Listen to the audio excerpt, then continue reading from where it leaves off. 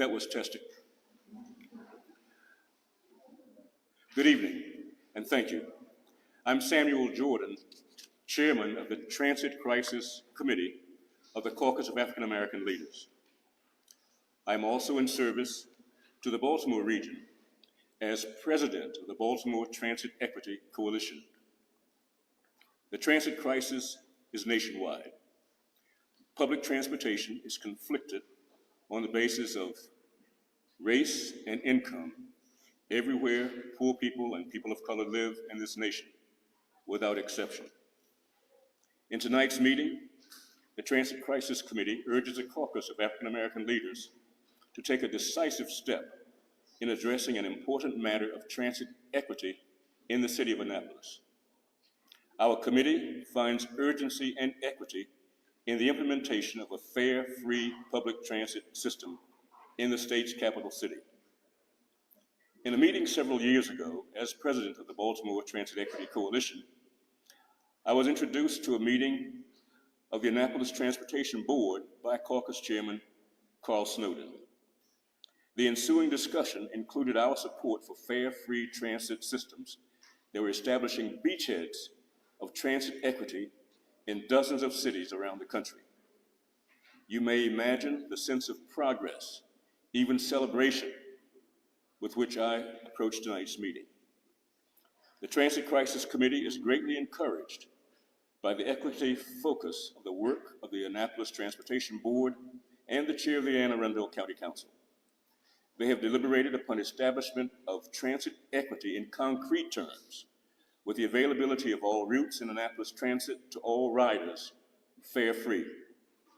Our committee has voted to recommend that the Caucus of African American Leaders endorse and submit to the Annapolis City Council a resolution for its consideration and adoption. Before discussing just I'll keep them brief, but 8 key elements of the resolution, I would alert the caucus that in considering your vote on the proposed resolution, please keep in mind that our experience has taught us to first build the foundation. Public transportation is at the foundation of local and regional economies. Let me summarize these elements of the proposed resolution. 1, equity in transportation requires examination of all programs, policies, and services to determine the distribution of benefits and of harms. A disproportionately adverse impact on any community or demographic based on race, color, national origin, gender, or income, for example, is considered inequitable, and that policy, service, or program must be discontinued.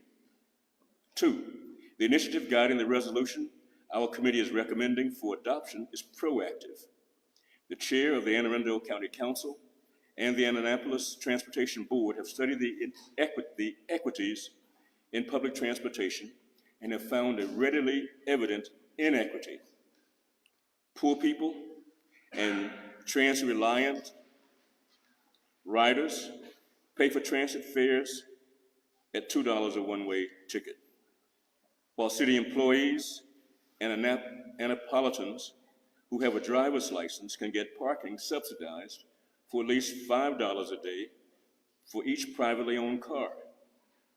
The relatively well-off park for free, while low-wage, transit-reliant riders must pay $2 one way and hope to have enough to get home.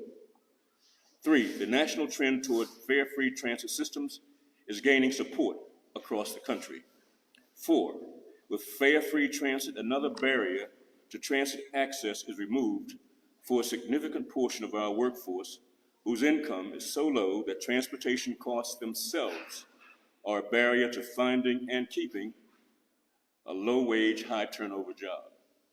5, transit revenue from fares in Annapolis constitute about 8% of Annapolis transit system revenues. At 8%, fare box revenues is not a major contributor to operations cost in Annapolis Transit. At a cost of about $389,000 per year for operations, fare box collections amount to about $89,000. leaving the city to combine various revenue sources to defray $300,000, which amounts to $7.64 per resident in the city of Annapolis with this $150 million annual budget. 6, a major benefit of fare free transit is the increase in ridership, leading to a larger pool of prospective employees. The entire economy benefits. In Annapolis, an increase in 25% is anticipated. In Alexandria, Virginia, for example, ridership has increased 27% since September 2021. 7, for those who look to the long-term impacts, I can say yes, mass transit means fewer vehicles carrying more people. Fare-free transit means reduced greenhouse gases and particulate emissions and improved public health. Fare-free transit also means reduced automobile congestion and fossil fuel consumption.